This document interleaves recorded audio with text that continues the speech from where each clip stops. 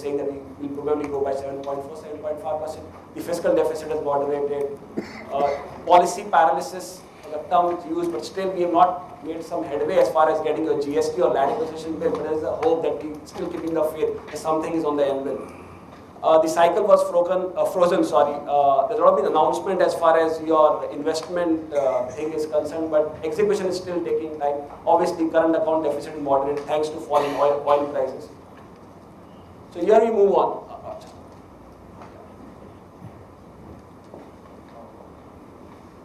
I think we have to go back. That's it. So these are the basically structural tailwinds. India is a definitely urban country. Slowly we have an urbanization upswing. It's a young country, more productive population. We are less dependent if vis-a-vis compared with other economies, because if you look at 59 to 60% is contributed by the household expenditure. As we mentioned, we compare with China, where literally 65% is basically driven by the government spending. So this is it. Now, if you look at all this so-called macro variables, and if you really delve into detail, we have done a wonderful job, I'll tell you why. On the fiscal front, if you look at from post FY13, we have actually mitigated the fiscal deficit scenario. Clearly look at the first chart on the left-hand side, where the budgeted expenditure and the actual expenditure, we have done a wonderful job in overall getting the deficit lower. Indian economy is growing at a reasonable rate. As I said, although growing below potential, the scenario is not all bad. Some people are skeptical or mocking at this so-called revised methodology. I'm not an economist, but if you actually delve into detail, the current projection of 7.3 to 7.6% of GDP growth rate is not unrealistic. I'll tell you why. Because if you look at the other parameters like IIP growth or the real credit growth, these numbers are actually in concurrence with the GDP growth. I'll just give you, for instance, I'll throw out a number. Now for this year, your IIP for FY16 is projected to grow by 3.8%. According to our revised methodology, our GDP is expected to grow by 7.5%. Now you go 4 years back, FY12, fiscal year 12. Our industrial production growth was reported 2.8%. That time, according to the old methodology numbers, our GDP grew at 6.7%. Now you go 2 years back, more back, that is FY10. During that time, according to the old methodology, our GDP grew at about 8.6 or 8.7%. And that time, our industrial production grew at 5.3%. That means 150 basis points more than the current industrial production. So if you correlate your industrial production numbers with your GDP number, it clearly tells you that the 7%, 7.5% target is not unrealistic. People are mocking at it. If you 2 years back, where as per the old methodology, our GDP was projected to grow by between 5.5 to 6%. So we have done a wonderful job. We bottomed out, and we just actually again moving back to the place where we belong. The credit growth as well, if you look at it, the current credit, the past few quarters of bank credit growth has been growing at 9%. And FY16 is expected to grow at average of 9%. But if you go 3 years back, during FY12, FY13, our bank credit used to grow at 6%. So this kind of literally 50% more incremental growth if you compare with the previous years. So these parameters in concurrence with the overall GDP number. Inflation already mentioned or already specified, where we have actually come a long way, where your consumer inflation used to average for literally 9% for the last 7 years. Now we're actually targeting a 5% target. Look at the fiscal, you look at the combined fiscal deficit, the state and the central. The central deficit, central government deficit is 4%, and the state deficit is 2.5%. The combined is 6.5%. If you compare the historical standards, our combined fiscal deficit for the last 20 years or 2 decades was 7.5%. We are literally 100 basis points below the long-term average. And eventually we'll move more low with government targeting 3.5%. I think the fiscal situation, the fiscal prudence picture, we are sticking the fiscal roadmap, and the picture is, I think, to an extent, is definitely improving. I already mentioned current account deficit, rupee has been these are all factors I already mentioned. Interest rates have softened, yields have peaked out, although the recent volatility which we've seen in the past few days, where your sovereign bond yields, 10-year bond yields moved as high as 8.1%. Obviously, people were not sure. There was a lot of uncertainty as far as the fiscal roadmap, fiscal prudence is concerned. But eventually, Mr. Arun Jaitley has actually delivered as far as RBI wanted, where they are clearly striking a balance between fiscal prudence and growth. And the markets have actually sighed a relief as far as your fiscal picture is concerned, and eventually yields have moved lower. This can provide more leeway for the central bank to act on the rates, and we expect literally 25 to 50 basis point cut in this calendar year.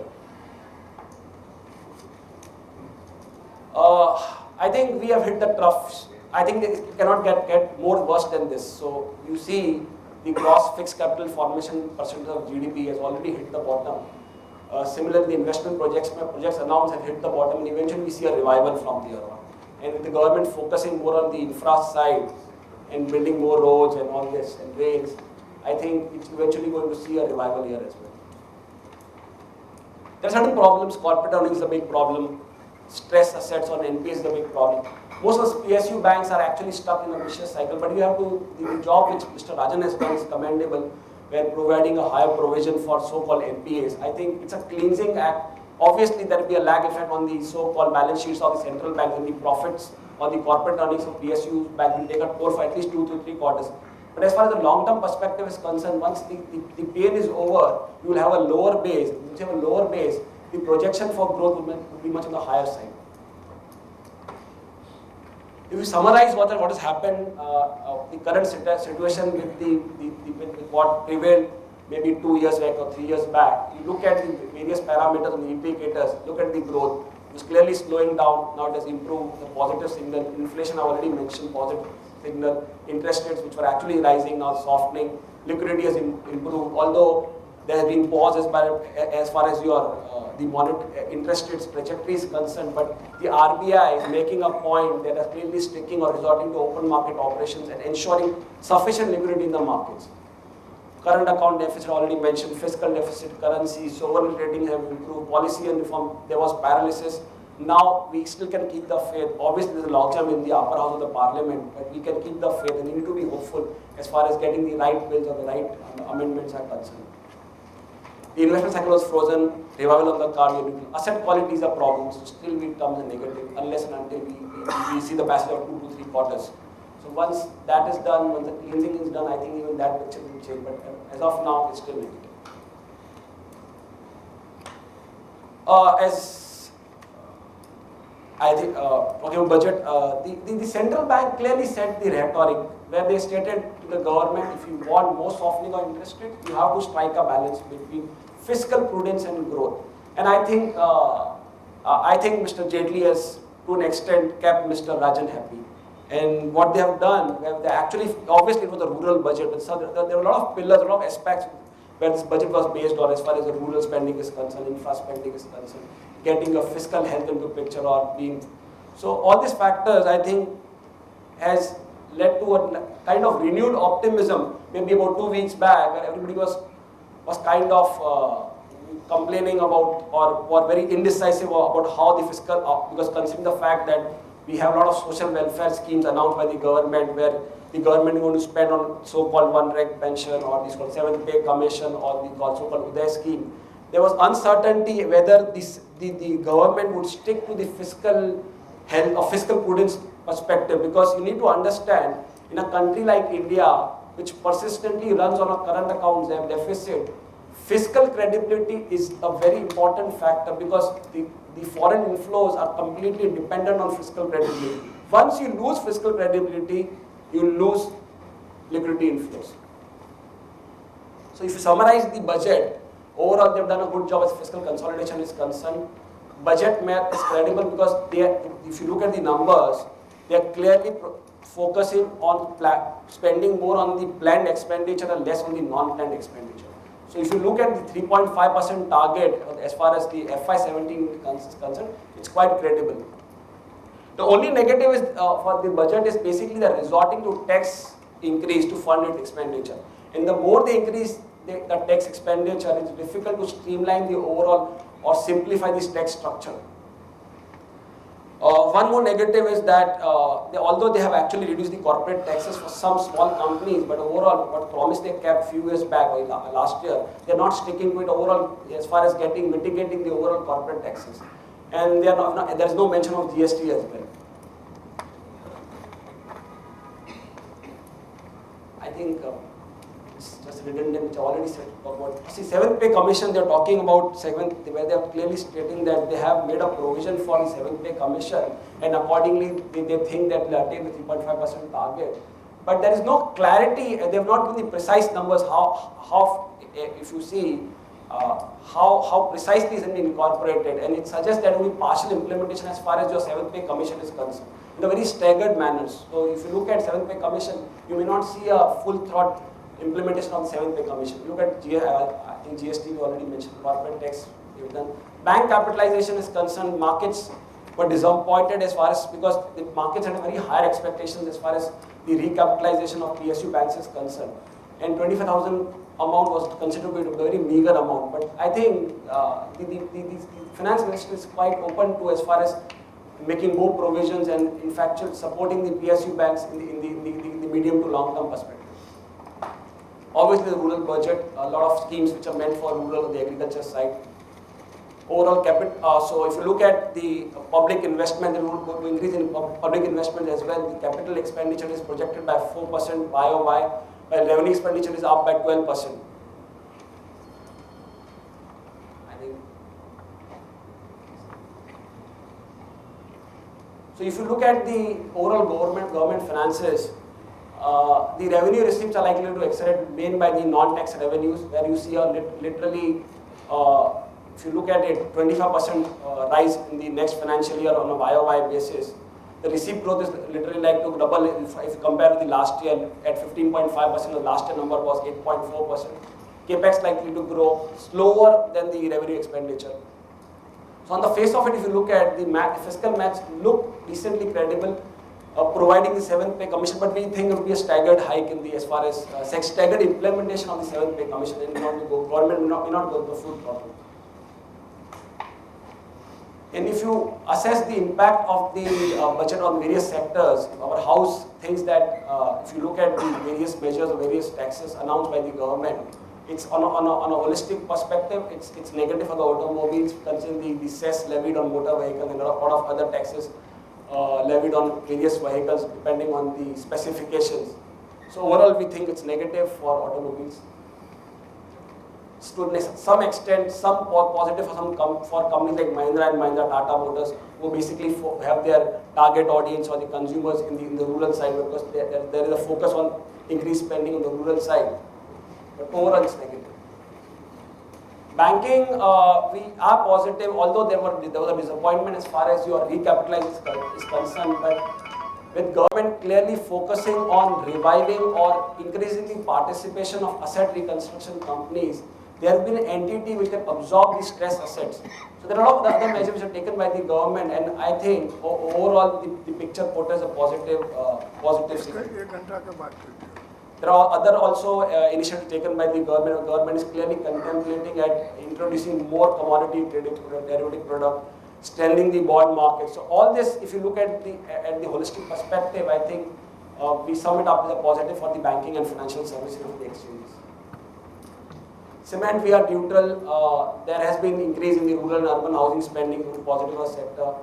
If you look at the one negative is the doubling or increase in the energy cess on coal. But overall, if you look at all the factors and combine the factors, we are neutral on the cement side. On the IT and education side, we are positive. The FMCG, because of obviously the focus on the rural spending, it clearly translates or implies into a positive for the FMCG sector. Infra, obviously positive. Metals and mining, neutral, because they have done something as far as to thwart the so-called the dumping, to avoid the dumping on a lot of metals which have been done by China. So they have increased the custom duty as far as your aluminium is concerned, or for a zinc alloy is concerned. But on the positive side, you look at the iron ore export duty, they have actually reduced. Energy says a negative. So all this combined, it's a neutral picture. Pharmaceuticals, it's a neutral picture. Oil and gas, it's negative, because if you look at it on all impact, then the rate of oil industry development sales has been basically change, the parameters have changed, which is going to have translate into lower than expected benefit and be a negative for companies like ONGC, Oil India and Gain India. Telecom negative because if you look at the revenue generation, the government focus is clearly accentuated on collecting as much as money from the telecom sector, where they're targeting the receipts of 99,000 crore, which is literally 77% higher than the last year expected revenues. The power sector, we are neutral. Obviously, a lot of electrification is going to happen in the rural area. Overall, that will be positive, but some factors are negative. So overall, we are neutral on the equity side. So the biggest trigger for the markets, I think, although liquidity is a big question, liquidity is a big trigger or big element which can drive the markets.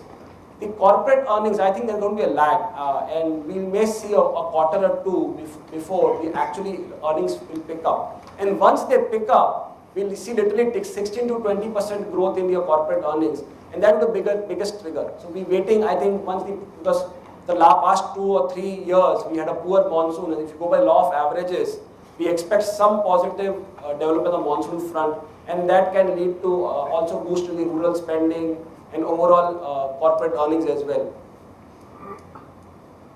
If you look at the market valuation, we are expensive in the other emerging markets, and it is quite justified if you compare the macroeconomic profile of India vis-a-vis with other economies.